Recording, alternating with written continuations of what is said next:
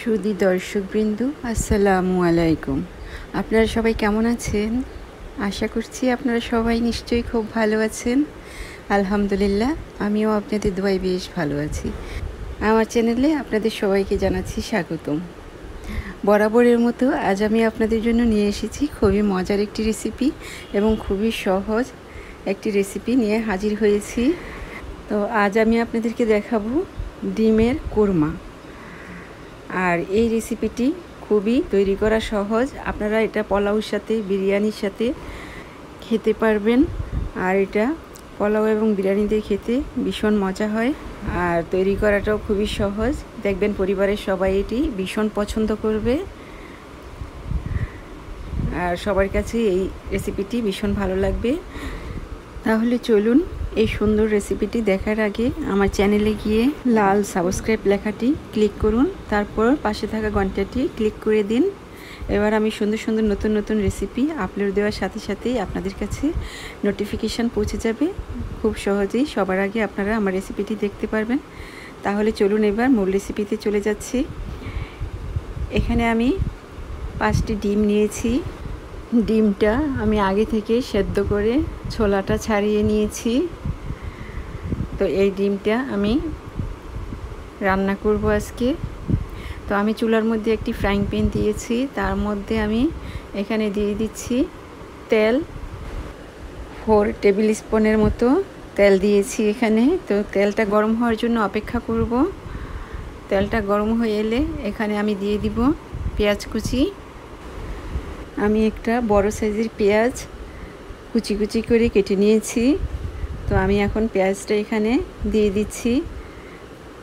আর চুলার হিট এখন মাঝারি আঁচে রেখেছি। আমি পেঁয়াজটাকে নাড়াচাড়া করে এখন আমি ভেজে এটাকে বেরেস্তা তৈরি করে নিব। পরবর্তীতে এই বেরেস্তাটা আমার কাজে লাগবে, তাই আমি এখন পেঁয়াজটা নাড়াচাড়া করে ভেজে নিচ্ছি। আর আপনারা চাইলে বেশ কয়েকটা পেঁয়াজ কেটে তেলের মধ্যে ভেজে বেরেস্তা বানিয়ে তারপর বাতাসে ঠান্ডা করে একটা বয়ামে ভরে আপনারা অনেক দিন রেখে দিতে পারেন। তাহলে এই বেরেস্তাটা আপনারা যে কোনো রান্নায় ব্যবহার করতে পারবেন। তো দেখুন, আমার পেঁয়াজের কালারটা কিন্তু একটু চেঞ্জ হয়ে এসেছে। আরও একটু ডিপ করে আমি ভেজে নিব এটা। আমি এই পর্যায়ে চুলার আঁচটা একটু কমিয়ে দিয়েছি, কারণ এখন আঁচটা মাঝারি আঁচে থাকলে পেঁয়াজটা উপর থেকে কালার এসে যাবে আর ভেতরের অংশটা নরম থাকবে। কারণ আমি পেঁয়াজটাকে মুচমুচে করে ভেজে নিতে চাচ্ছি, তাই আঁচটা একটু কমিয়ে ভেজে নিয়েছি। আমার এটা ভাজা হয়ে গিয়েছে। তো আমি এখন একটি বাটিতে নিয়ে এটাকে সাইডে রেখে দিব। আমি এখন নামিয়ে নিচ্ছি। তো এবার আমি কড়াইয়ের মধ্যে দিয়ে দিব আমি যে ডিমগুলো সেদ্ধ করে ছিলে রেখেছিলাম, সেই ডিমগুলো এখন এখানে দিয়ে দিব। এই যে দেখুন, আমি দিয়ে দিচ্ছি ডিমগুলো। আর দিয়ে এটা আমি হালকা করে একটু নাড়াচাড়া করে হালকা ভেজে নিব। আপনারা চাইলে এটা না ভেজেও রান্না করতে পারেন। তো একটু হালকা ভেজে নিলে দেখতেও ভালো লাগে, একটু খেতেও ভালো লাগে। আর এখানে হলুদ দেওয়া যাবে না, ডিমগুলোকে এভাবে সাদা রাখতে হবে। তো আমার ডিমগুলো একটু নাড়াচাড়া করে ভেজে নিয়েছি।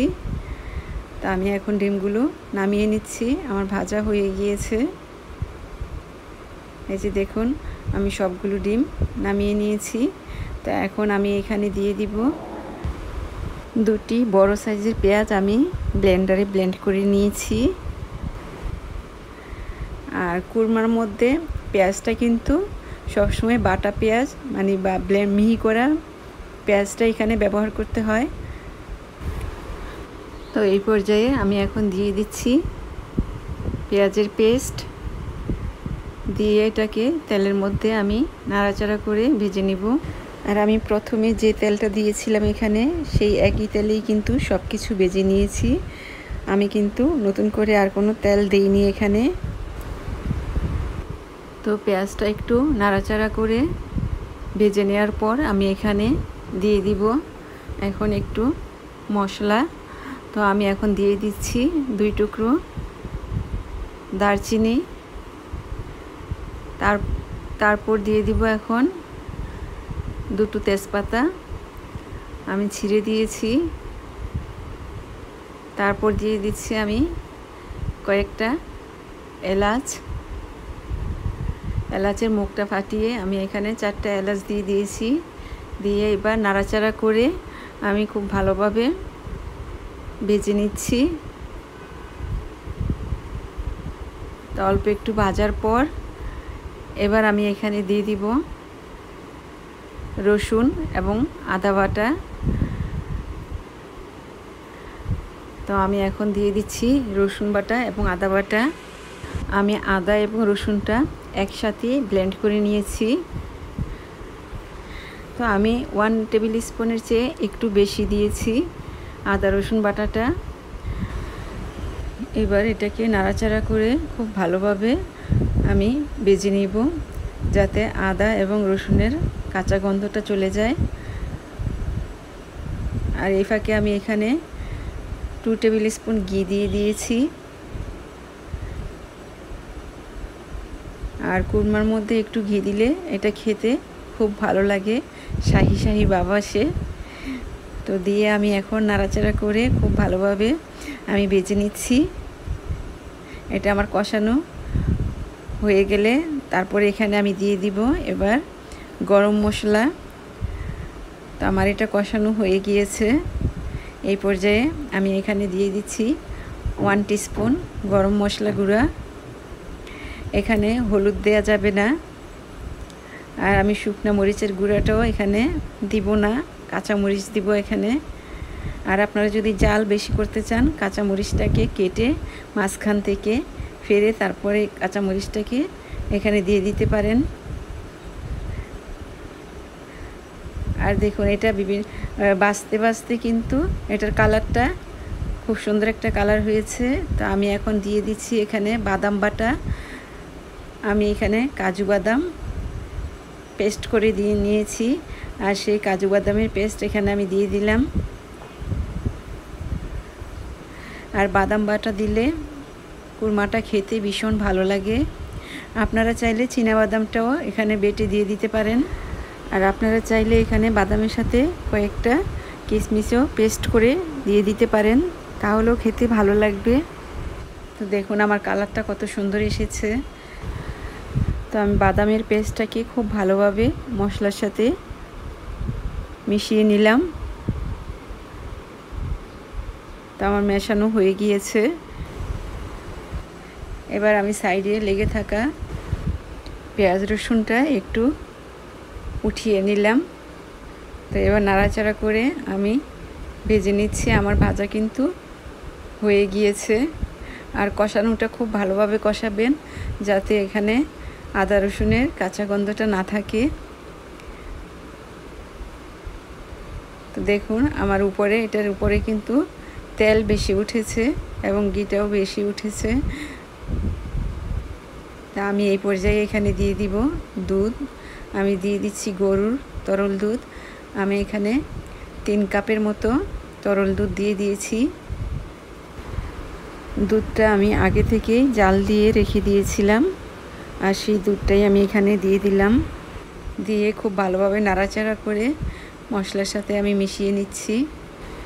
তো এবার আমি এখানে দিয়ে দিব এখন স্বাদ মতো লবণ। তো আমি লবণটা দিয়ে দিয়েছি। আর আমার দুধটাও কিন্তু বলক এসে গিয়েছে, এই যে সাইড থেকে দেখতেই পাচ্ছেন। তো এই পর্যায়ে আমি এখানে দিয়ে দিব চিনি। কোরমা একটু মিষ্টি না হলে খেতে ভালো লাগে না। আমি এখানে 2 টেবিল স্পুন চিনি দিয়ে দিয়েছি। এটা একটু মিষ্টি মিষ্টি হলে খেতে ভালো লাগে। আপনারা চাইলে গুঁড়া দুধ দিয়েও এটা করতে পারবেন। আর আপনারা গুঁড়া দুধ দিয়ে তৈরি করতে চাইলে সেক্ষেত্রে আপনারা 3 কাপ পানির মধ্যে 1 কাপ গুঁড়া দুধ ভালোভাবে মিশিয়ে দুধটাকে তৈরি করে নিতে পারেন। আর মিষ্টিটা আপনারা আপনাদের স্বাদ মতো দিয়ে নেবেন, যে যেমন পছন্দ করেন। তো আমি এখন একটু দেখে নেব এটার মিষ্টি এবং লবণটা ঠিক আছে কিনা। আমি একটু দেখে নিলাম, একদম ঠিক আছে। তো নাড়তে নাড়তে এবার আমি যে তেজপাতাগুলো দিয়েছিলাম সেগুলো এক এক করে আমি উঠিয়ে নিব।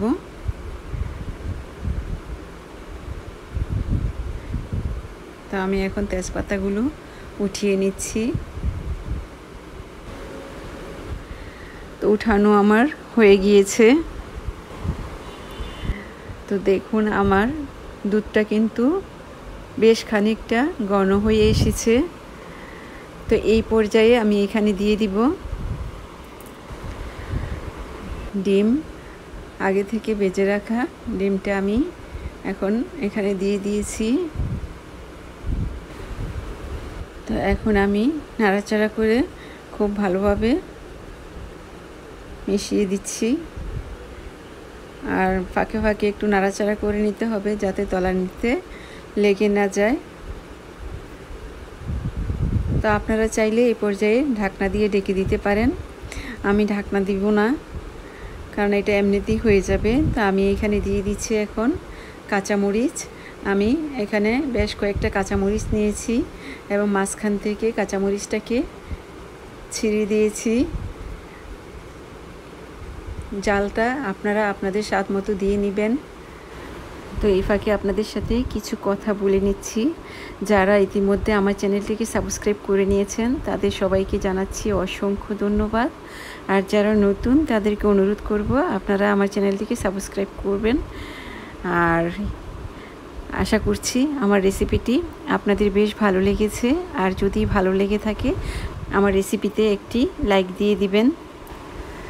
আর এতক্ষণ কষ্ট করে আমার সাথে থাকার জন্য, আমার রেসিপিটি দেখার জন্য আপনাদের সবাইকে জানাচ্ছি অসংখ্য ধন্যবাদ। আর তাছাড়া আমার চ্যানেলে খুব সুন্দর সুন্দর রেসিপি দেওয়া আছে, আপনারা চাইলে তা এক নজর দেখে নিতে পারেন, আপনাদের বেশ ভালো লাগবে। তো এই ফাঁকে আমি একটু টেস্ট করে দেখলাম এটা ঠিক আছে কিনা। একদম পারফেক্ট হয়েছে, মাখা মাখা হয়ে গিয়েছে। আমি এবার এটাকে নামানোর আগে দিয়ে দিচ্ছি একটু ভাজা জিরার গুঁড়া। তো আমি এখানে 1 টিস্পুনের মতো ভাজা জিরার গুঁড়া দিয়ে দিলাম।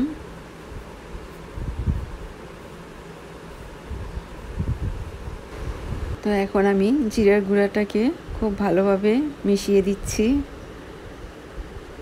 এই যে দেখুন আমার মেশানো হয়ে গিয়েছে। তারপর উপর থেকে একটু ঘি ছড়িয়ে দিয়ে নাড়াচাড়া করে আমি মিশিয়ে নিব। ঘিটা আমি মিশিয়ে নিয়েছি। তো আমি এখন দিয়ে দিচ্ছি একটু উপর থেকে বেরেস্তা। আমি যে সেই প্রথম দিকে পেঁয়াজ ভেজে বেরেস্তা তৈরি করে নিয়েছিলাম সেই বেরেস্তাটা আমি এখন অল্প একটু এখানে ছড়িয়ে দিলাম। তারপর নামিয়ে নিয়ে আমি সার্ভিং ডিশে নিয়ে নিব। নিয়ে তারপর উপরে আবার বেরেস্তা দিয়ে দিব। এই যে দেখুন আমার এটা কি সুন্দর হয়েছে। আমি চুলাটা বন্ধ করে দিয়েছি। তো এবার এটাকে আমি চুলা থেকে নামিয়ে নিব। তো আমি এখন নামিয়ে নিচ্ছি। নামিয়ে তারপরে আমি একটি সার্ভিং বলে ঢেলে নিয়েছি। এই যে দেখুন। তো এবার আমি উপর থেকে আবার বেরেস্তা দিয়ে দিচ্ছি। আপনারা এটা পোলাও এবং বিরিয়ানির সাথে এটা সার্ভ করতে পারেন, দেখবেন সবাই এটা ভীষণ পছন্দ করবে, সবার কাছে এটা ভীষণ ভালো লাগবে। তো আপনারা সবাই ভালো থাকবেন, সুস্থ থাকবেন, আমার জন্য দোয়া করবেন, আমার পরিবারের জন্য দোয়া করবেন। আবার নতুন কোনো রেসিপি নিয়ে আপনাদের সামনে হাজির হয়ে যাব। আল্লাহ হাফিজ।